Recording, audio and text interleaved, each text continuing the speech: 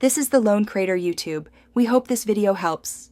In this video, I will show you how to replace your Jeep Grand Cherokee key fob battery.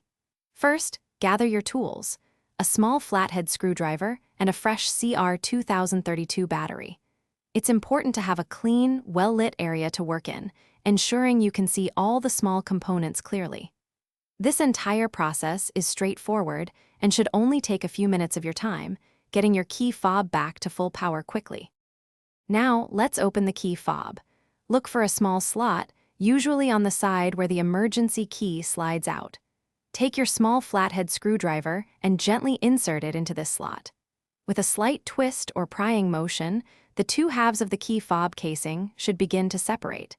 Be careful not to use too much force to avoid damaging the plastic. Once open, you'll see the old battery.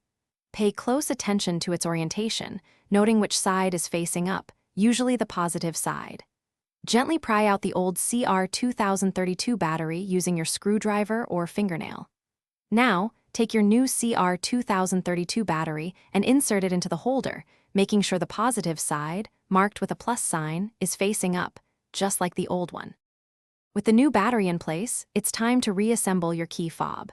Carefully align the two halves of the casing and press them firmly together until you hear a satisfying click, confirming it's securely closed. Test your key fob to ensure it's working correctly.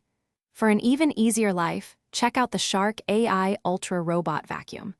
It offers voice control, self-emptying, and is pet-friendly, making cleaning a breeze. You can find a link to this amazing robot vacuum and other great deals in the description below.